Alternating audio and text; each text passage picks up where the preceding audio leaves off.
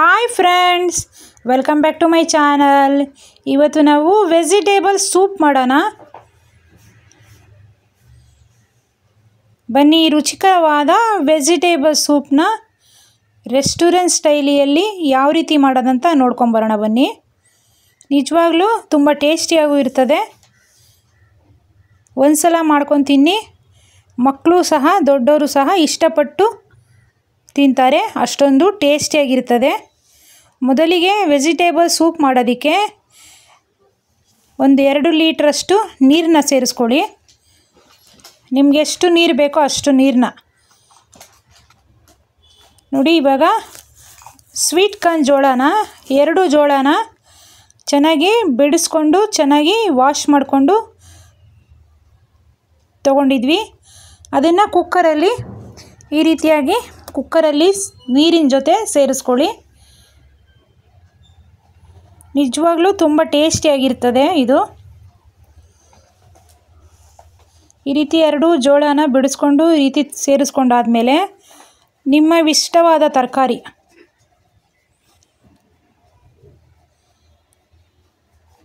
ಅದನ್ನು ಸಹ ಸಣ್ಣದಾಗಿ ಕಟ್ ಮಾಡ್ಕೊಳ್ಳಿ. ಬೀಟ್ರೂಟ್ ಒಂದು ಸೇರಿಸ್ಕೊಬಾರ್ದು ಸೂಪ್ಗಳಿಗೆಲ್ಲ.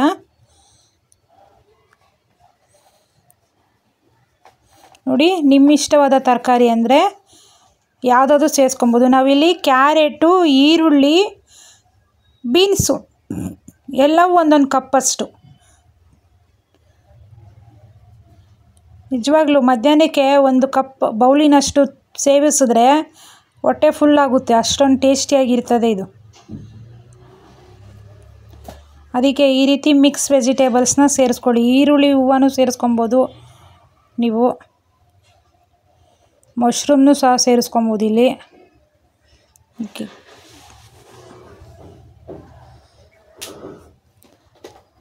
ನೋಡಿ ಇವಾಗ ಈ ರೀತಿಯಾಗಿ ಎಲ್ಲ ಸೇರಿಸಿದ್ಮೇಲೆ ಸ್ವಲ್ಪ ಕಲ್ಲುಪ್ಪನ್ನ ಸೇರಿಸ್ಕೊಳ್ಳಿ. 1.5 ಸ್ಪೂನಷ್ಟು ಕಲ್ಲುಪ್ಪು ಬೇಕಾಗುತ್ತದೆ. ಕಲ್ಲುಪ್ಪು ಇಲ್ಲಾಂದರೆ ಪುಡಿ ಸಾಲ್ಟೇ ಹಾಕೊಬೋದು, ಅದರಲ್ಲೇನಿಲ್ಲ.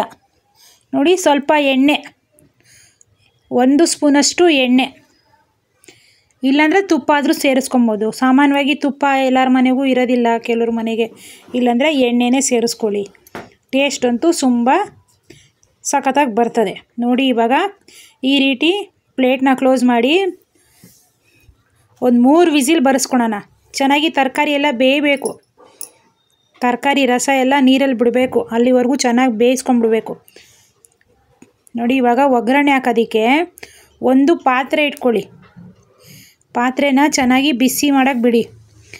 ನೋಡಿ, ಇವಾಗ ತುಪ್ಪನ ಸೇರಿಸ್ಕೊತಾ ಇದ್ದೀನಿ ನಾನು ಇಲ್ಲಿ. ಇದಕ್ಕೆ ಕಂಪಲ್ಸರಿ ತುಪ್ಪ ಇರಬೇಕು, ಬೆಣ್ಣೆ ಮಾತ್ರ ಬೇಡ, ತುಪ್ಪನೇ ಹಾಕ್ಕೊಳ್ಳಿ.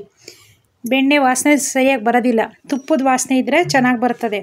ನೋಡಿ, ಇವಾಗ 2 ಸ್ಪೂನಿನಷ್ಟು, ದೊಡ್ಡ ಸ್ಪೂನಿಂದ 2 ಸ್ಪೂನಷ್ಟು ತುಪ್ಪನ ಚೆನ್ನಾಗಿ ಕಾಯಿಸ್ಕೊಂಡಿದ್ದೀವಿ. ಎಣ್ಣೆ ಮಾತ್ರ ಬೇಯಿಸೋಕೆ ಹಾಕ್ಕೊಂಡಿರೋದು. ಇಲ್ಲಿ ತುಪ್ಪನ ನಾವು ಒಗ್ಗರಣೆಗೆ ಹಾಕ್ಕೊಳ್ತಾ ಇರೋದು. ಈಗ ಈರುಳ್ಳಿನ ಫಸ್ಟು ಒಗ್ಗರಣೆಗೆ ಹಾಕ್ಕೊಂಬಿಡಿ. ನೋಡಿ, ಬೆಳ್ಳುಳ್ಳಿ ಶುಂಠಿ ಪೇಸ್ಟು ಒಂದು ಅರ್ಧ ಸ್ಪೂನಷ್ಟು, ಜಾಸ್ತಿ ಹಾಕ್ಕೊಬಾರ್ದು. ನಿಜವಾಗ್ಲೂ ಅರ್ಧ ಸ್ಪೂನಷ್ಟೇ ಸಾಕು. ಈ ರೀತಿಯಲ್ಲಿ ಒಗ್ಗರಣೆಯಲ್ಲಿ ಹಾಕ್ಕೊಬೇಕು. ಈ ಈರುಳ್ಳಿ, ಬೆಳ್ಳುಳ್ಳಿ, ಶುಂಠಿ ಎಲ್ಲ ತುಪ್ಪದಲ್ಲೇ ಈ ರೀತಿ ಚೆನ್ನಾಗಿ ಹುರ್ಕೊಬೇಕು. ನಿಮಗೆ ನೋಡಿಕೊಂಡು ಉರಿನ ಇಟ್ಕೊಬೇಕು. ಸ್ವಲ್ಪ ಸಣ್ಣ ಉರಿನೇ ಇಟ್ಕೊಳ್ಳಿ, ಜಾಸ್ತಿ ಐ ಫ್ಲೇಮಲ್ಲಿ ಮಾತ್ರ ಬೇಡ, ಸೀದೋಗೋಗುತ್ತೆ. ನೋಡಿ, ಇವಾಗ ಚೆನ್ನಾಗಿ ಫ್ರೈ ಆಗಿದೆ ಈ ಬೆಳ್ಳುಳ್ಳಿ ಶುಂಠಿ ಪೇಸ್ಟೆಲ್ಲ. ಈಗ ಚೆನ್ನಾಗಿ ಫ್ರೈ ಆಗಿದೆಯಲ್ವಾ, ಹಸಿಮೆಣಸಿನ್ಕಾಯಿ ಪೇಸ್ಟ್ ಆದರೂ ಸೇರಿಸ್ಕೊಬೋದು, ಇಲ್ಲ ಮುರಿದ್ಬಿಟ್ಟು ಈ ರೀತಿ ಹಾಕ್ಕೊಬೋದು. ನಾನಿಲ್ಲಿ ಪೇಸ್ಟನ್ನ ಸೇರಿಸ್ಕೊಂಡಿಲ್ಲ, ಒಂದೇ ಒಂದು ಹಸಿಮೆಣಸಿನ್ಕಾಯಿನ ಈ ರೀತಿ 3 ಭಾಗ ಮಾಡಿಬಿಟ್ಟು ಸೇರಿಸಿದ್ದೀನಿ. ಆಮೇಲಕ್ಕೆ ಈ ರೀತಿ ಒಗ್ಗರಣೆಗೆ ಸೇರಿಸ್ಕೊಬೇಕು. ನೋಡಿ, ಈರುಳ್ಳಿ ಎಲ್ಲ ಆದಮೇಲೆ ಹಸಿಮೆಣಸಿನ್ಕಾಯಿ ಸೇರಿಸ್ಕೊಳ್ಳಿ. ಫಸ್ಟೇ ಹಾಕೊಂಡ್ಬಿಟ್ರೆ ಹಸಿಮೆಣಸಿನ್ಕಾಯಿ ವಾಸನೆ ಹೋಗುತ್ತೆ. ತದನಂತರ ಹಾಕ್ಕೊಳ್ಳಿ. ಇವಾಗ 1 ದೊಡ್ಡ ಸ್ಪೂನಷ್ಟು ಪೆಪ್ಪರ್ ಪೌಡ್ರು, ನೀವೆಷ್ಟು ಖಾರ ತಿಂತೀರೋ ಅಷ್ಟು ಖಾರ ಪೆಪ್ಪರ್ ಪೌಡ್ರನ್ನ ಕಂಪಲ್ಸರಿ ಸೇರಿಸಲೇಬೇಕು. ನೋಡಿ ಇವಾಗ ಪೆಪ್ಪರ್ ಪೌಡ್ರನ್ನು ಸಹ ಸೇರಿಸ್ಕೊಂಡಿದ್ದೀವಿ. ಚೆನ್ನಾಗಿ ಫ್ರೈ ಆಗಿದೆ. ಹಸಿಮೆಣಸಿನ್ಕಾಯಿನೂ ಸಹ ಫ್ರೈ ಆಗಿದೆ. ಈಗ 1 ಲೋಟದಷ್ಟು ಇಲ್ಲ 2 ಲೋಟದಷ್ಟು ಹಾಲನ್ನ, 1/4 ಲೀಟ್ರ್ ಹಾಲನ್ನ ನಾನು ಸೇರಿಸ್ಕೊಂಡಿದ್ದೀನಿ. ಇಷ್ಟು 2 ಜೋಳಕ್ಕೆ 1/4 ಲೀಟ್ರನ ಹಾಲನ್ನ ಸೇರಿಸ್ಕೊಂಡಿದ್ದೀನಿ. ಚೆನ್ನಾಗಿ ಕಾಯಿಸ್ಕೊಂಡು ಇಟ್ಕೊಂಡಿದ್ದೆ ಆ ಹಾಲನ್ನ ಸೇರಿಸ್ಕೊಂಡಿದ್ದೀನಿ. ಈಗ 2 ಸ್ಪೂನಷ್ಟು ಕಾರ್ನ್ಫ್ಲವರು, 1 ಜೋಳಕ್ಕೆ 1 ಸ್ಪೂನು, 2 ಜೋಳಕ್ಕೆ 2 ಸ್ಪೂನು ಕಾರ್ನ್ಫ್ಲವರು ಅಷ್ಟೇ. ಏನೇನು ಜಾಸ್ತಿ ಕನ್ಫ್ಯೂಸ್ ಬೇಡ.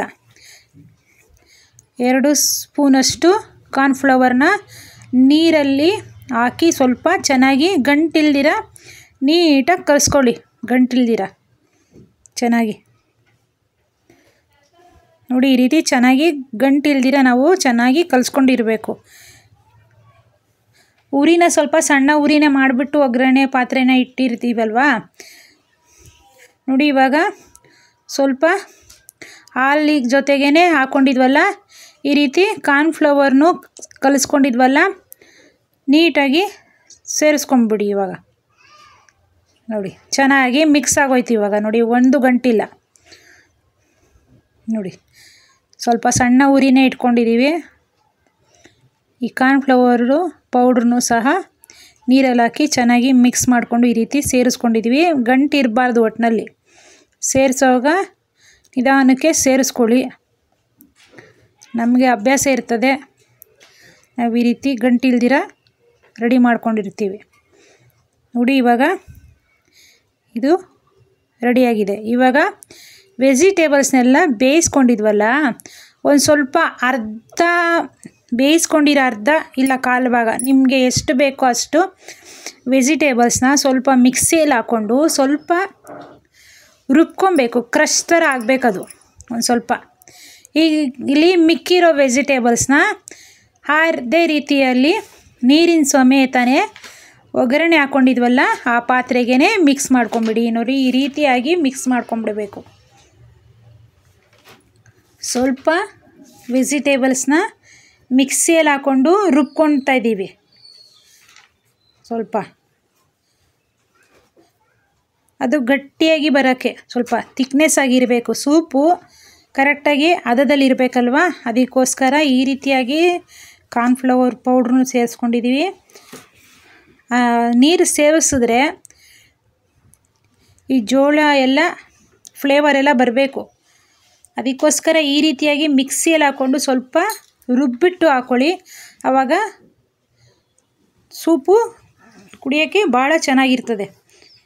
ನೋಡಿ ಇವಾಗ ಈ ರೀತಿಯಾಗಿ ರುಬ್ಕೊಂಡಿದ್ವಲ್ಲ ಮಿಕ್ಸಿಯಲ್ಲಿ, ಅದನ್ನು ಸ್ವಲ್ಪ ಚೆನ್ನಾಗಿ ಮಿಕ್ಸ್ ಮಾಡ್ಕೊಬೇಕು. ನೋಡಿ ಎಷ್ಟು ಚೆನ್ನಾಗಿ ರುಬ್ಕೊಂಡಿದ್ದೀವಿ. ನೋಡಿ ಜಾಸ್ತಿ ಏನಿಲ್ಲ, 1/4 ಮಿಕ್ಸಿ ಬಟ್ಲು ಅಷ್ಟೇ. ನೋಡಿ ಚೆನ್ನಾಗಿ ರುಬ್ಕೊಂಡಿದ್ವಲ್ಲ, ಅದನ್ನು ಸಹ ಎಲ್ಲವನ್ನು ಮಿಕ್ಸ್ ಮಾಡ್ಕೊಳ್ಳಿ ಒಂದು ಹದದಲ್ಲಿ ಚೆನ್ನಾಗಿ.